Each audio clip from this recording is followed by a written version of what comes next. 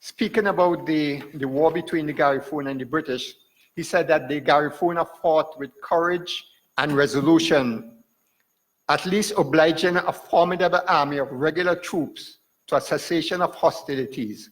We were obliged to give them their terms. One other story was saying that was very critical of the British Army, who were going with bugles, making a lot of noise, fighting against the Garifuna, who were involved in guerrilla warfare. And let me mention something about this, because this was a key factor in the reason for them being able to hold out for a long time, for such a long time, against the superior technology of the British.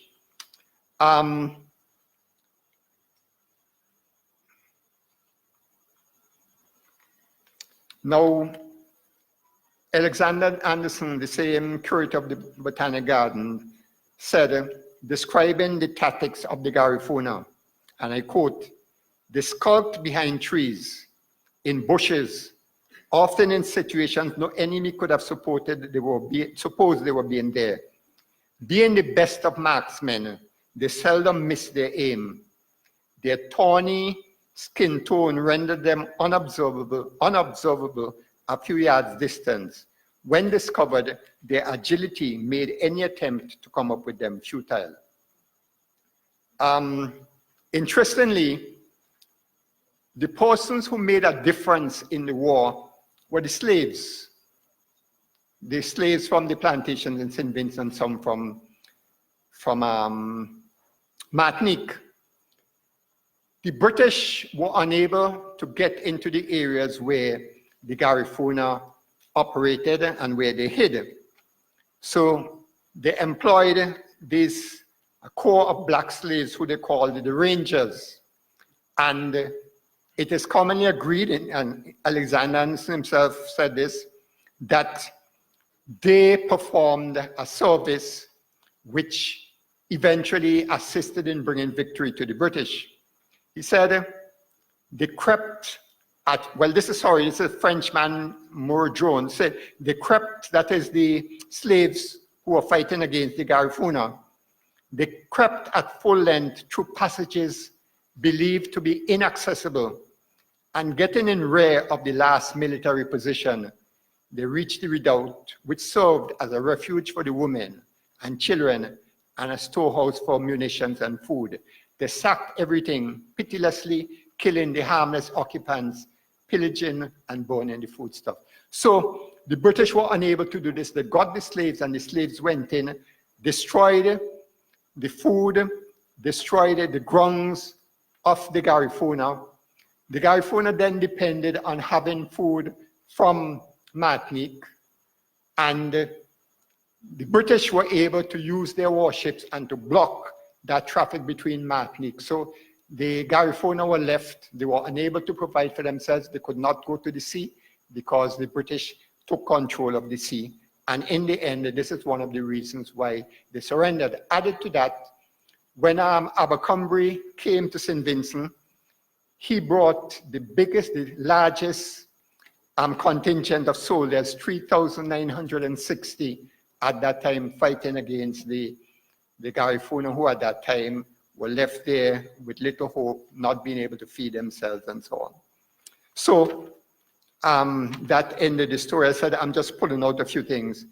But let me just finally make the last point about the transformation of Chatoyer from villain to national hero.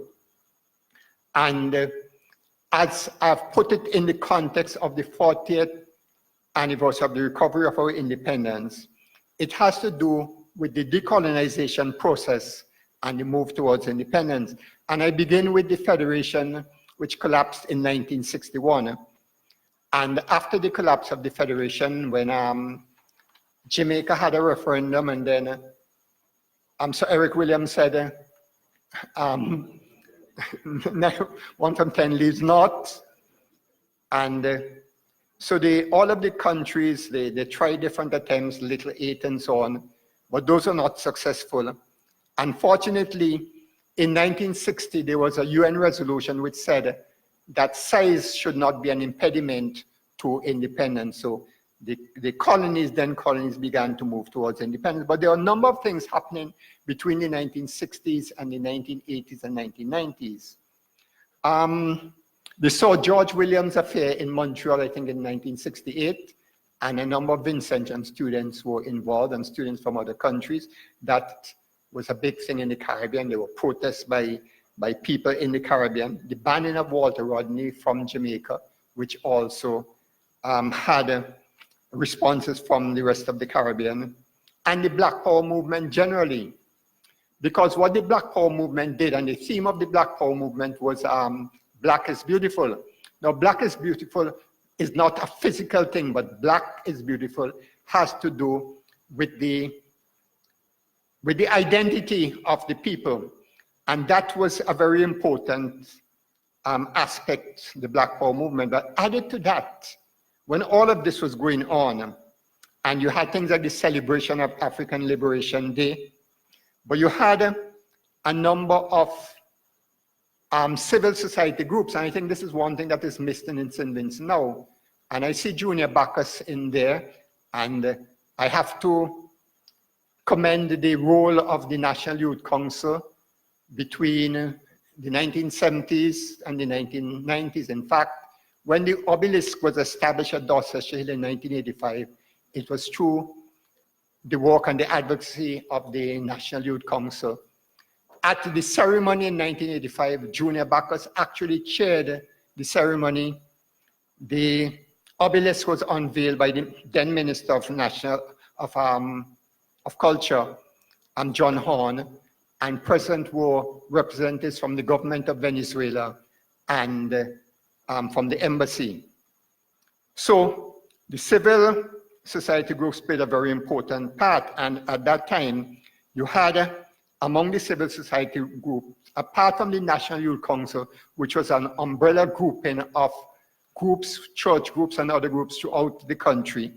Apart from that, you had a lot of politically activist groups like ULIMO, you have Black and other Black Power groups, Wayne Diamond, you had the Educational Forum of the People. And so all of this was happening, and there was a consciousness growing in Vincentian society. For instance, in 1963, Louis Boucher, in his individual mass presentation, presented Chatoyer in both 1963 and 1973, which tells you about the consciousness that was growing at that time. I note also that Eddie Griffith, who later became a minister, named his first daughter Yulu, which was the name that St. Vincent was supposed to have been called. And the emergence, the ULIMO, was the Yulu United Liberation Movement. So all of these were part of that consciousness that was growing up at that time. And as I said, the civil society groups were very important, and they were the ones who advocated and who forced eventually the hands of government. It went on for a long period, and it was not until 2001 when we realized that something was going to happen, because a holiday was given in 2001 on March the 14th. Elections followed after. Then you had a change of government. The ULP, got in and made Chatoyer first national hero, but it was the advocacy of those civil society groups which went on for a long time that made that possible. So the ceremony was held at midnight on August 13th.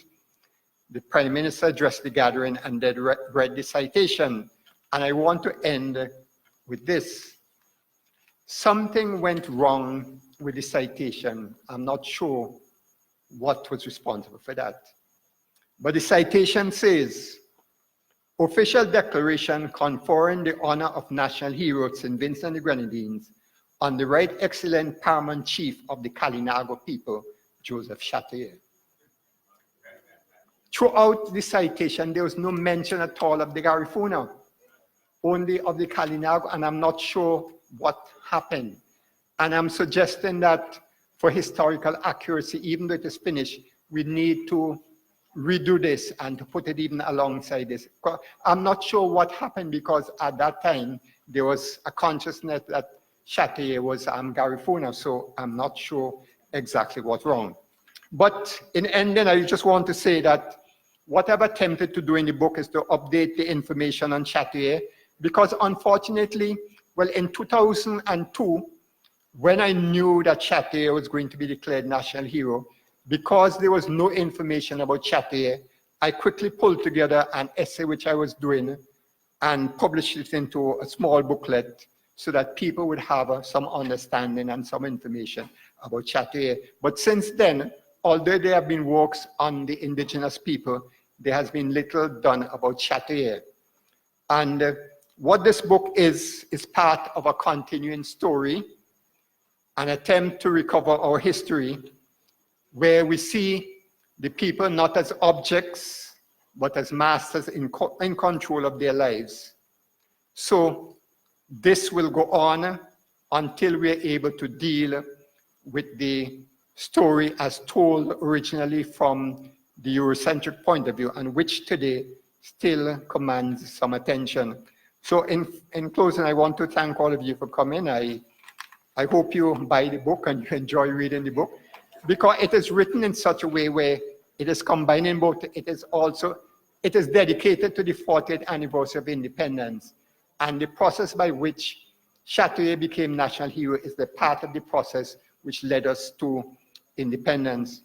The book is on sale for $50, and that is the price for tonight. When it goes to the bookstore, it would be a different price. And so again, thanks for coming, and I hope you read and enjoy the book. Thank you very much.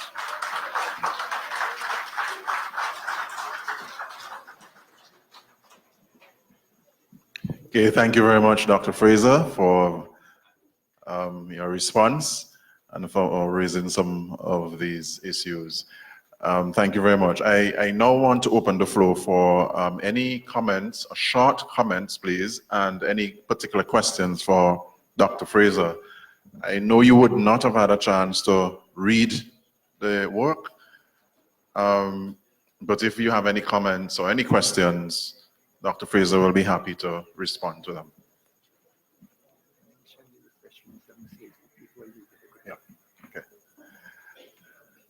And Doc has asked me to remind those of you who have to leave now, just grab something downstairs before you do. All right, quick questions. Sir? Oh, sorry, in the room adjacent to this hall. All right, so we'll take a few questions or comments, and then we shall end this evening's proceedings.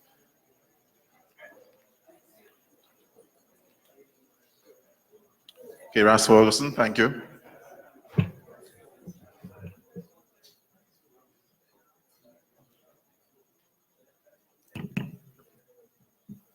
We're looking at, good night everybody, let me don't forget my manners and culture.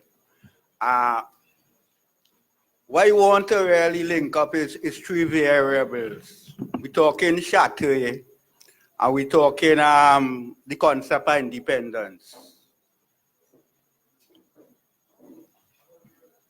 The period you're dealing with Dr. Adrian Fraser, in world history, global history, is the first era of decolonization. Because the period we dealing with, the 100 years, historians just call it the age of revolution.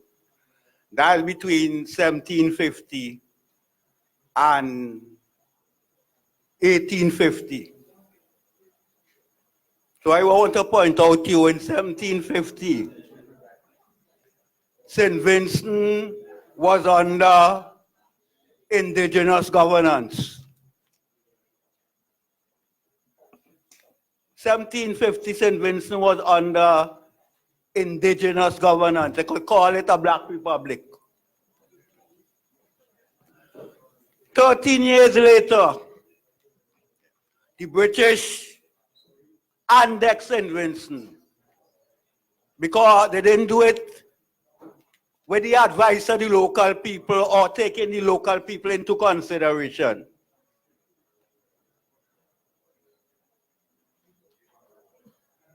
This period, I want to link up to independence, Chatoyer, and leadership. Yeah, make it short, Ferguson. It's Because leadership is very important to any national entity. It's during this period between 1750 and 1850. You had the leadership in France like Danton and Robespierre. You had leadership in St. Vincent with Chatoyer.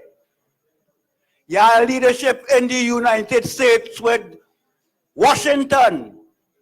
You had leadership in Haiti with Toussaint. The point I want to make, and I will be very sharp to Ronnie, leadership is very, very important. The qualities of leadership is very important. So, Chatoyer rank in world history. I don't like how people really playing wrong doesn't want dodge with Chatoyer, you know, because Chatoyer is anti-imperialist. He is anti-colonialist. He's an independentist. And he paid the supreme price. He was a martyr. He died for the cause.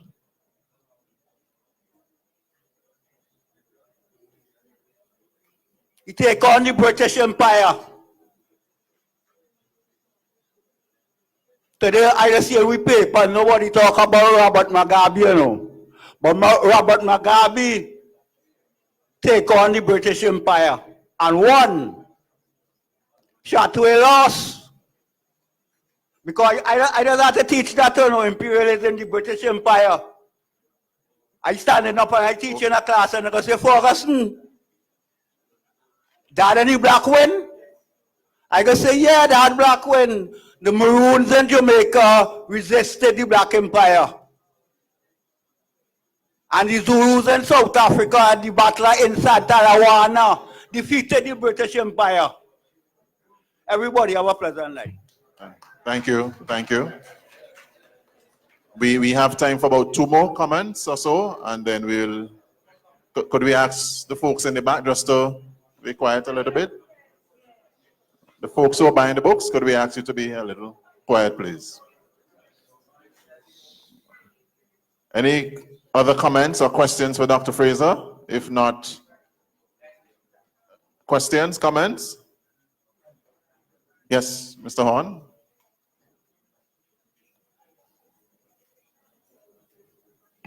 All right, good night, everyone.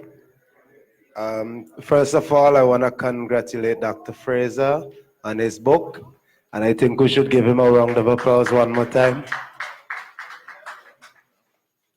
I felt it when one of the persons said that Dr. Fraser stands alone, basically, and I think that is a very good point as well. My question is in reference to something I heard you said, that the addition to Chatoyer, which is Joseph, the name Joseph was later mentioned for the first time, I think, in Dr. Kirby's book. I can't remember the part where you said Joseph. It was Chatoyer all the time. I think you were making that point. And then for some reason you said the inception of the word Joseph. And I wanted to ask you, from your studies, in terms of your assumption, where would or what would have led someone to add Joseph to Chatoyer's name? No, it occurred to me, in fact, when I was preparing it, that when I looked at the citation, it said Joseph Chatoyer, and I cannot remember ever seeing, oh, sorry.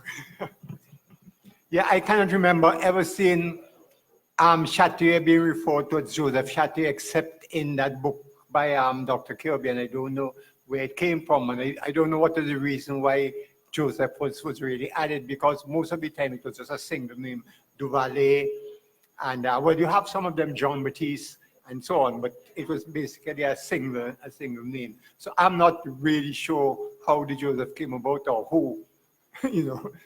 So I will try and see if I could get some information on that. Yes. But to that point, it was brought up at not the last, but second to last Garifuna conference at Peace Mount, that most of the French names that are here used as surnames, as opposed to the British surnames, came from Africans enslaved and whoever owned the plantation. The French surnames that are in St. Vincent come from the French that were not here so much as colonizer as a lot of missionaries. And when they would baptize a Garifuna or a Galinago and get them to accept the whole shebang of their new gods and baptize them, which we could, discuss as to did they actually really understood what they were doing or they're just being polite. But the French and the Catholic Church is very meticulous in their record keeping, going back centuries, would then write the name of the person who they just baptized and attach to it the name of the priest that brought him to the faith. And so you have now surnames in St. Vincent that Antoine, Daniel, and Joseph probably is that French side. Except that the missionaries did not have had no success, trying to convert the Garifuna.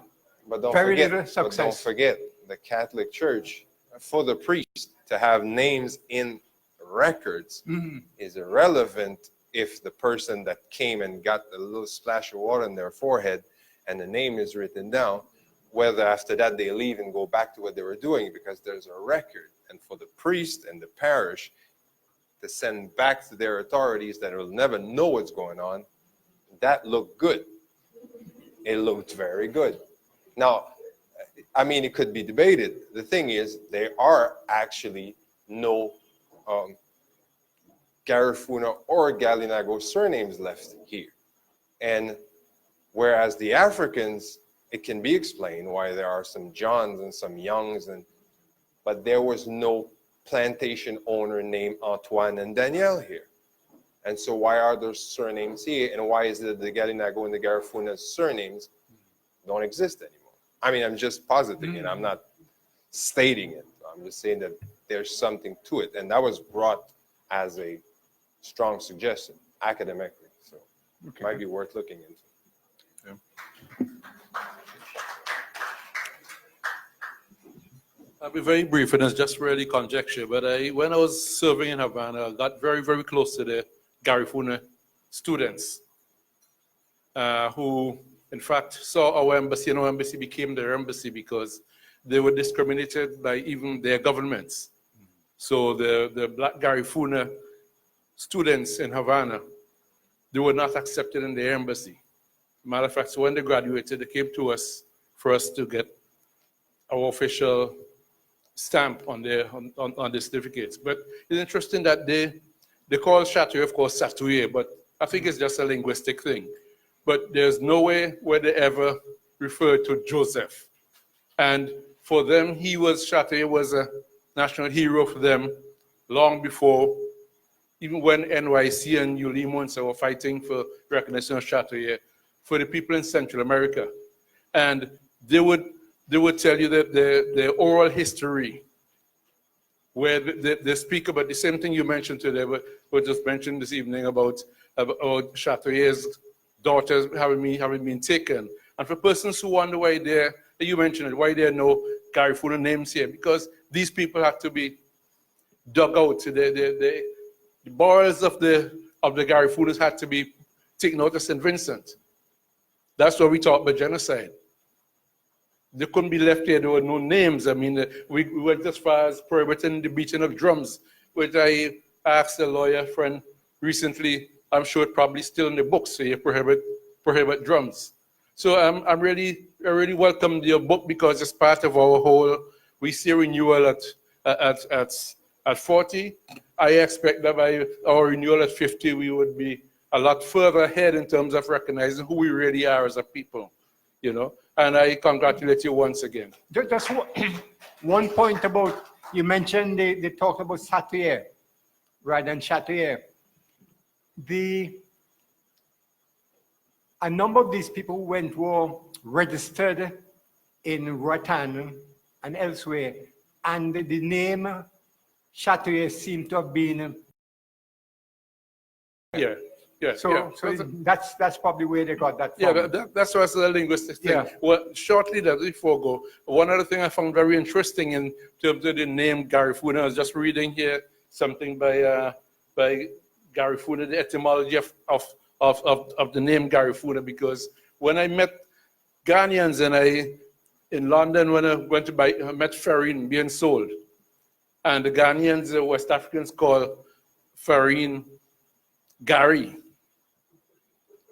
And it's, yeah, they call it Gary, and I see this here saying this is one of the many Garifuna sites. A lot of them are in Spanish, but a lot of them in English also. They're talking about the origins of the names. For instance, this says, I don't know how true it is. Like you say, a lot of it is conjecture that the word Garifuna has a cousin in the language of the indigenous people of Dominica, where the word is Carifuna, sometimes they spell Garipona, Garipuna, etc. So there's a whole other thing, and it's a whole process of rediscovering ourselves. So I congratulate you on the book, and continue writing. Thank you.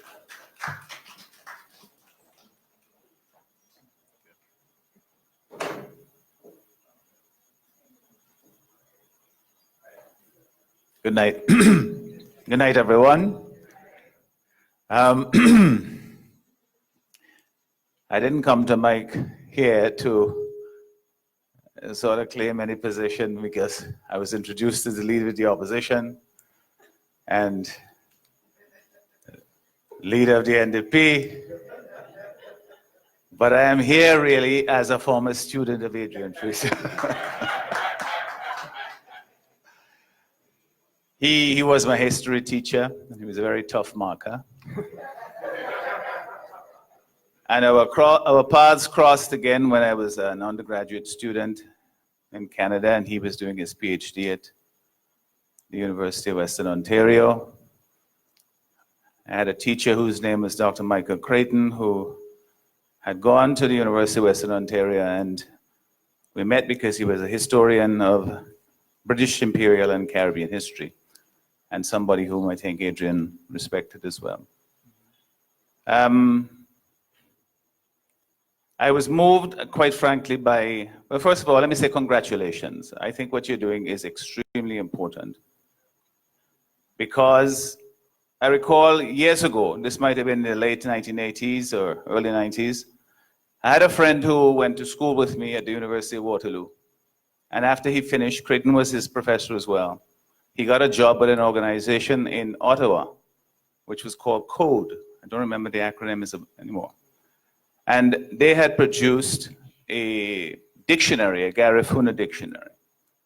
And he was part of the project, and he had gone to Belize to do this work, and he was so excited by it, and he brought me a copy eventually, which I still have, and he was explaining to me how important this was, and about the Garifuna people, and I must say that I was very embarrassed because he knew so much more than I did about this important part of our history. I was also moved by Mrs. Warwick's presentation when she said that her son, 10-year-old, in the morning would use a greeting from the Garifuna language, and who knows this as part of his history growing up. And it tells me that there is still an opportunity for us to not just tell our history as something that has happened in the past, but to reclaim it as part of our identity and culture. in St. Vincent and the Grenadines. And that is really would be, to me, the triumph of the work that you are doing, the reclaiming, the retelling, and telling for the first time the history of a people who were never meant to survive. They were shipped off to Baliso and then to Roatan. And when you think about it, the story of that survival is a remarkable story in world history. That such a small group of people could survive with an identity and a language into this time. It is a story that I don't think has been really properly told. And when I was up at the obelisk last March 14th, and I saw that there were some of the Garifuna descendants who were living in Central America who had returned to St. Vincent to reclaim this as their ancestral homeland. And yet we here know so little about that history. It's not our fault entirely, but at this stage of 40 years of independence, we have to take some of the blame. And so I do think that what you're doing in telling this history is critically important to us. But you must be, when you talked about having a microfilm machine, I remember as an undergraduate student some years ago, I had the opportunity to work on a history of the Bahamas as a research student. And you might think of this as a luxury, Dr. Fraser. Because Dr. Creighton had 3 research assistants, myself and 2 others. And we spent 3 months every day at the archives in the Bahamas reading through those microfilms of old newspapers, looking for things that stood out, that you could retell the history from the primary sources, not just what other persons had said was the history of the Bahamas. And it took him 10 years to produce those 2 volumes. Ultimately, I got a footnote in one of them. What I'm saying is that what you are starting is not completed. There's a lot more for us to do. Funding has to be provided for us to get a proper, complete, comprehensive history. And I'm sure you will agree with me that this is something that is timely for us. But I would love to see that the history leaves the pages of the books and come among us as part of our national culture, our national identity. So congratulations on your work, and I hope that others will be inspired by it and do a lot more going forward. Dr. Friday, there's a danger in reminding me that you are my student because I have marked books in my possession. So I might just look at them and see. That's all right. I think I did well in your courses. Brother Providence, you'll have the last word as the elder in the house. I'll be very brief. Thank you. Now, considering what has been said before, it would not be impertinent for me to mention here that tomorrow the grammar school celebrates 111 years of existence. And I would venture to make the point that considering the number of persons who have from the grammar school, or graduated from the grammar school, who hold, in fact, strong positions in the society, if the society is failing, then the grammar schools graduates have to be held accountable to some degree. I also, because a thing that is hurting me is the condition of the property of the grammar school. I was there up to this evening. I usually park there, and on the roof of the grammar school is wood, which I intended to carry some guys there to roast breadfruit from the wood. No, not on the school, but aside to demonstrate the point. Now, all of us here would have to exert ourselves a little more in the interest of the society, not just come and talk on radio and TV, look good and sound good, and talk on forums such as these, but to effect in the interest of the others, give them hope in their ability to prosper. Thank you very much.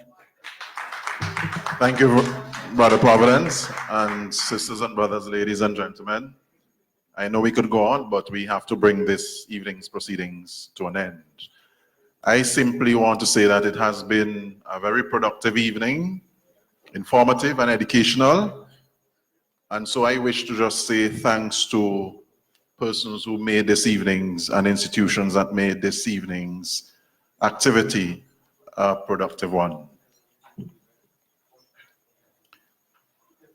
First of all, I wish to thank the sponsors, our indigenous institutions, financial institution, GECU, SVU, the St. Vincent and Grenadines Teachers Cooperative Credit Union, Bank of SVG. Of course, Dr. Fraser thanked Sir Errol already, but I'll just mention Sir Errol and the staff. Thank you for your continued support and collaboration with the university and with persons like Dr. Fraser. We want to say thanks to our young musicians who continue to delight us and people in the region, Saeed and Gerard, Saeed Bowman and Gerard Morrell. Thank you very much for your renditions and the playing of the national anthem. Also, we wish to thank our lecturers, both Raquel and Fitzallen, for your addition to this evening's activity. It was, the presentations were quite interesting and added value to this evening's activity. Thank you very much. I wish to thank Minister Jimmy Prince, who has been very supportive, not just of Dr. Fraser, but of the UE Open Campus. Thank him very much. Sister Laura Anthony Brown for her invocation. Dr. Michael Denny for his detailed analysis of, or review of the book rather. We thank him very much for agreeing to do that. We wish to say thanks to Mrs. Madge Leacock, who provided a lovely bouquet. Also Earl Tash for the palms. And we had a link up with several radio stations, Kankadi Radio, Success Radio, Fun City in New York. We had members of the media here, Vincent, Searchlight, SVGBC. We thank you very much. We want to say a special thanks to Nice Radio. What you don't know, and I do know, is that this was a public service. This broadcast was a public service courtesy Nice Radio and the staff. And we really want to thank Dougie and Monty and the whole team for agreeing to do this as a public service. We thank you very much for that. Of course, I wish to say thanks to our Open Campus staff, Lisa, Samantha, Pat, the head, of course, for their support behind the scenes. Thank you very much. And of course, to our student body, Renetta, who was here earlier, Hannah, and others. We thank you very much. I saw two students from the community college, well, one from the girls' high and one from the community college, though daughters of one of our media personality. I want to thank them because it is rare to see students in fora like these. And so we want to thank them for coming out. I just want to say thank you, sisters and brothers, for your contribution, for your presence. I say so on behalf of Dr. Fraser, and to say thank you to Dr. Fraser for another Independence gift. And if I have left out anybody, my apologies. I thank you nonetheless. Please get home safely. Thank you for coming out. You are a beautiful audience. Thanks for your comments and questions. Please take a copy of the book and of